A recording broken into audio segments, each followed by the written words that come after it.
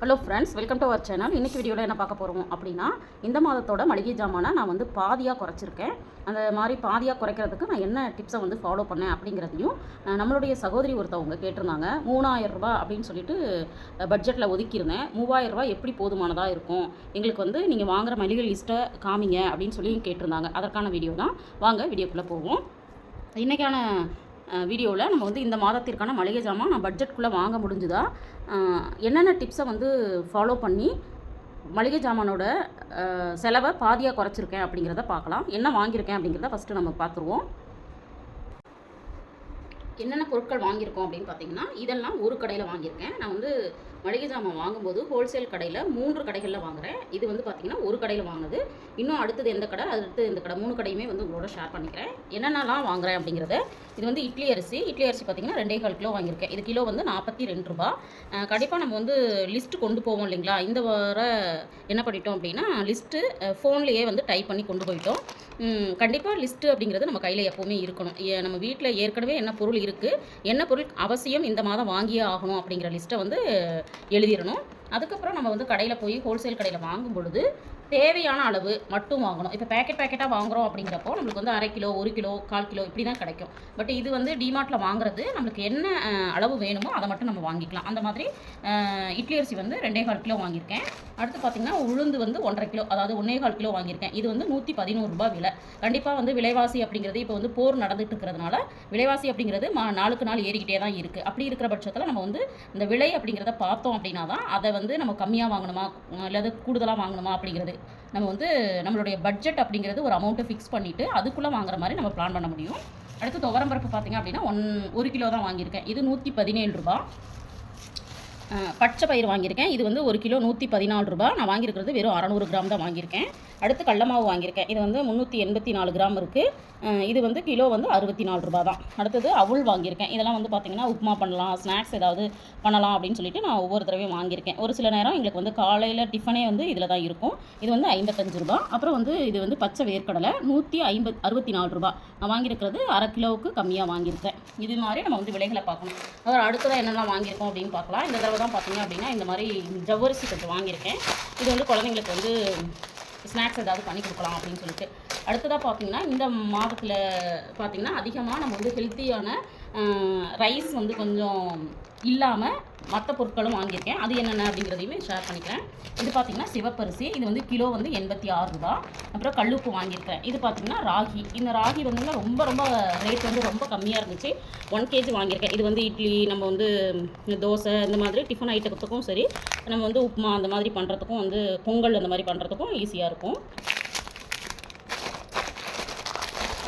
அடுத்தது இது பார்த்திங்கன்னா ஹார்லிக்ஸ் வாங்கியிருக்கேன். இந்த ஹார்லிக்ஸ் வந்து ஒன் மந்த் வந்து ஹார்லிக்ஸ் வாங்குவேன், 1 மந்த் வந்து லைன் டேட்ஸ் வாங்குவேன் குழந்தைங்களுக்கு, அந்த மாதிரி வாங்கியிருக்கேன். அடுத்தது கோதுமை மாவு 1 கிலோ வாங்கியிருக்கேன். எப்போவுமே கோதுமை வாங்கி அரைப்போம், நேட்டிவ்லேருந்து வரும். இந்த தடவை கொஞ்சம் தீந்து போயிடுச்சு அப்படிங்கிறதுனால வாங்கியிருக்கேன். நெய் வந்து வாங்கியிருக்கேன்.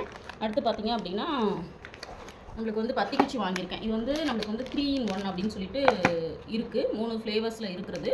இது நம்மளுக்கு எவ்வளோ வருது அப்படின்னா வெறும் 99 ருபீஸ் தான். இது வாங்கினோன்னா எனக்கு வந்து 2 மந்த்து 3 மந்த்து வந்துடும். அதனால் அது வாங்கிட்டேன். அடுத்தது பார்த்திங்கன்னா சோயா வாங்கியிருக்கேன். தூளுப்பு வாங்கியிருக்கேன். குழந்தைங்களுக்கு வந்து மாதத்தில் 1 முறை இல்லைனா 2 முறை மட்டும்தான் இது செய்வோம். அதனால் இது 2 பேக்கெட் போதும் அப்படின்னு சொல்லி வாங்கியிருக்கேன். அப்புறம் வந்து கொண்டக்கடலை வாங்கியிருக்கேன். இந்த கொண்டக்கடலை, பச்சை பயிறு இதெல்லாம் பார்த்திங்க அப்படின்னா 1 மந்த் வாங்கினோன்னா கண்டிப்பாக ஒரு 3 மந்த் வரைக்கும் நம்மளுக்கு வந்து போதுமானதாக இருக்கும். இப்போ அடுத்த பட்ஜெட்டில் இது வந்து நம்மளுக்கு வராது. அடுத்தது பார்த்திங்கன்னா இந்த மாதம் குதிரைவாளி வந்து வாங்கியிருக்கேன். இதுவுமே வந்து உப்புமா பண்ணலாம் அப்படின்னு பொங்கல் பண்ணலாம் அப்படின்னு சொல்லிட்டு வாங்கியிருக்கேன். அடுத்தது சாம்பிராணி. இது வந்து பை 1 கெட் 1ல் வந்து 1 வாங்கியிருக்கோம். அந்த ஸ்க்ரப்பர் வந்து தீர்ந்து போயிடுச்சுங்கிறதுனால இது 1 வாங்கியிருக்கிறேன். இதுவுமே வந்து கம்மி தான். அடுத்தது பார்த்திங்கன்னா சோப்பு பவுடர் வாங்கியிருக்கேன். இது வந்து 1/2 kg வாங்கியிருக்கேன். இப்போ இந்த சோப்பு, டாய்லெட்டரி திங்ஸ் எல்லாம் பார்த்திங்கன்னா ஆல்டர்னேட்டிவாக ஒவ்வொன்றா வாங்குறதுனால இந்த மாதம் இது மட்டும் தான் வாங்கியிருக்கேன். இதெல்லாம் தான் ஒரு கடையில் வாங்கியிருக்கேன். இதோட பட்ஜெட் எவ்வளோ அப்படின்னு வந்து பார்க்கலாம். இதோட பட்ஜெட் பார்த்திங்க அப்படின்னா இவ்வளோ பொருட்கள் இருக்குது. ஆனால் இது வந்து டிமார்ட்டில் வாங்கினதுனால 1817 ரூபா தான் வந்திருக்கு. நம்மளுக்கு வந்து சேவான அமௌண்ட் அப்படின்னு சொல்லிட்டு ஒரு அமௌண்ட் நம்மளுக்கு வந்து காமிப்பாங்க. அந்த அமௌண்ட் எவ்வளோ அப்படின்னு பார்த்தீங்கன்னா இப்போ 1817 ரூபா தான் வந்திருக்கு. நான் வந்து 3000 ரூபா சொன்னேன் இல்லைங்களா, அதுலேயே பாருங்கள் நம்மளுக்கு வந்து இந்த கடையில் மட்டுமே 405 ரூபா நம்மளுக்கு வந்து சேவ் ஆகிருக்கிறதா சொல்கிறாங்க. ஆனால் இதை விட்டுட்டு நம்ம இதை கவுண்டிங்கில் எடுத்துக்கிட்டோம்னா 3000 ரூபாயில் நான் வந்து 1817க்கே இந்த மாதத்துக்கு வந்து மளிகை ஜாமான் ஓரளவுக்கு இதில் வாங்கிட்டேன். இப்போ இது இல்லாமல் எந்த கடையில் வாங்கியிருக்கேன் அப்படிங்கிறத சொல்கிறேன். அடுத்ததாக பார்த்தீங்க அப்படின்னா இந்த மாதிரி பொருட்கள்லாம் இன்னொரு ஹோல்சேல் கடையில் வாங்கியிருக்கேன். இதோட பில்லையும் உங்களோட நான் ஷேர் பண்ணிக்கிறேன். என்னென்ன வாங்கியிருக்கேன் அப்படிங்கிறத பார்க்கலாம். இந்த கடையில் வாங்கின பொருட்கள் பார்த்திங்க அப்படின்னா என்னென்ன அப்படின்னு சொல்லிடுறேன். ஃபஸ்ட்டு நம்ம வாங்கியிருக்கிறது எள்ளு வாங்கியிருக்கோம். எள்ளு பார்த்திங்க அப்படின்னா 20 ரூபா. இது வந்து 2 பாக்கெட் வாங்கியிருக்கேன். அதே மாதிரி வேர்க்கடலை வந்து வறுத்த வேர்க்கடலை டிமார்ட்டில் வந்து எனக்கு கிடைக்கல. சப்போஸ் வந்து அது பார்க்குற வியூவர்ஸ் நீங்கள் யாராவது டிமார்ட்டில் வறுத்த கடலை வாங்கியிருக்கீங்களா அப்படிங்கிறத ஷேர் பண்ணுங்கள். அடுத்தது இது வந்து பார்த்திங்க அப்படின்னா நம்மளுக்கு வந்து 1/4 கிலோ 50 ரூபா. இது 2 பாக்கெட் வாங்கியிருக்கேன். இப்போ இது ரெண்டையும் வச்சு என்ன பண்ணுவோம் அப்படின்னா மாதத்தில் ஒரு 2 டைம்ஸ் வந்து எள்ளுருண்டை வந்து பண்ணிவிடுவேன். அதுக்காக நான் வாங்கிட்டேன். அடுத்தது காஃபி தூள் வந்து நான் பாட்டிலில் வாங்கி பார்த்தேன். அது வந்து எங்களுக்கு கட்டுப்படி ஆகலை அப்படிங்கிறதுனால இப்போல்லாம் இந்த மாதிரி சேசையில் வாங்கிட்டு இருக்கேன். இது பார்த்திங்கன்னா 2 ரூபா, அதாவது ஒரு வேலைக்கு 2 ரூபாங்கிறதுனால 40 பீஸ் வந்து வாங்கியிருக்கிறேன். இந்த மாதிரி நம்ம சேசையில் வாங்கும்போது நிச்சயமாக என்ன பண்ணலாம் அப்படின்னா நிறைய பணத்தை மிச்சப்படுத்தலாம். அடுத்தது இது வந்து கொத்தவரங்காய் வத்தல். நம்ம வெயிலுக்கு வந்து இப்போ வந்து நம்ம கம்மங்கூழ், ராகிக்கூழ் இது மாதிரிலாம் பண்ணுவோம் இல்லைங்களா, அப்போ வத்தலுக்கு தேவைப்படுங்கிறதுனால இதை வாங்கியிருக்கேன். அடுத்தது கிளினிக் ப்ளஸ் வாங்கியிருக்கேன். இது வந்து 1 சரம் வாங்கியிருக்கேன். இது வந்து ஒரு மாதத்துக்கு நமக்கு போதுமானதாக இருக்கும். அதே மாதிரி கம்ஃபர்ட்டும் பார்த்திங்கன்னா இடையில நான் பாட்டிலில் வாங்கி பார்த்தேன்.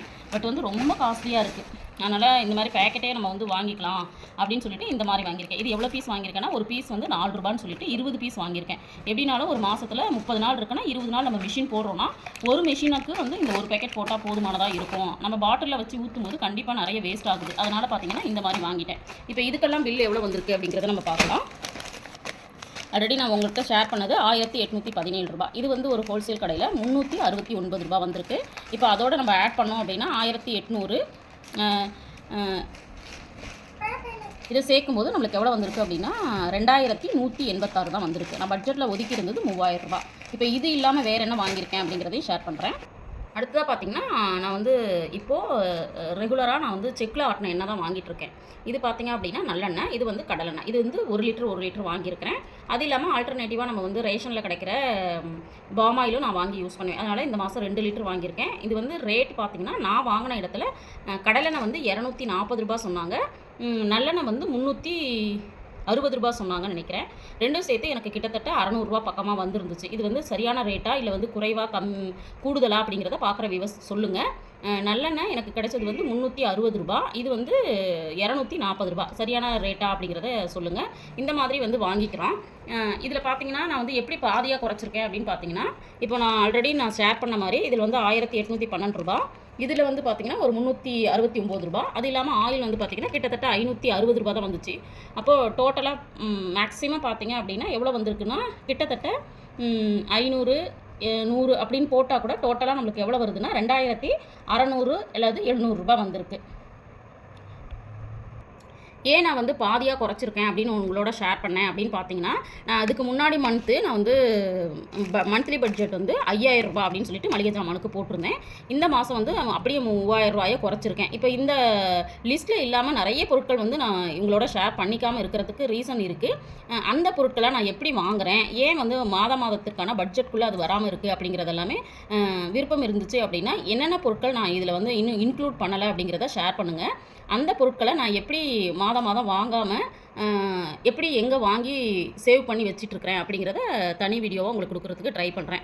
இந்த மாதிரி சின்ன சின்ன டிப்ஸை வந்து நம்ம ஃபாலோ பண்ணும் பொழுது கண்டிப்பாக வந்து நம்மளுடைய மளிகை ஜாமான் செலவை வந்து பாதியாக குறைக்க முடியும் அப்படின்னு தான் நான் வந்து ட்ரை பண்ணேன். இந்த மாதம் பார்த்திங்க அப்படின்னா உண்மையாலுமே 3000 ரூபாயில் வந்து எனக்கு ஒரு 300 ரூபா மீதமாயிடுச்சு. இப்படி தான் நான் வந்து ஒவ்வொரு விஷயத்துலையும் கொஞ்சம் கொஞ்சமாக மிச்சப்படுத்தி நான் வந்து பணத்தை சேவ் பண்ணிகிட்ருக்கிறேன். நீங்களுமே இந்த மாதிரி சின்ன சின்ன விஷயங்களை ஃபாலோ பண்ணுங்கள். நிறைய அமௌண்ட்டு சேர்க்கறதுக்கு வந்து ட்ரை பண்ணுங்கள். நம்ம சேனலில் money saving challenge ideas, money saving tips இந்த மாதிரி நிறைய வீடியோஸ் வந்து உங்களோட ஷேர் பண்ணிட்டு இருக்கிறேன். இன்னமும் தொடர்ந்து உங்களோட ஷேர் பண்ணிக்கிறதுக்கு ரெடியாக தான் இருக்கேன். தொடர்ந்து சப்போர்ட் பண்ணுங்கன்னு கேட்டுக்கிறேன். தேங்க்ஸ் ஃபார் வாட்சிங்.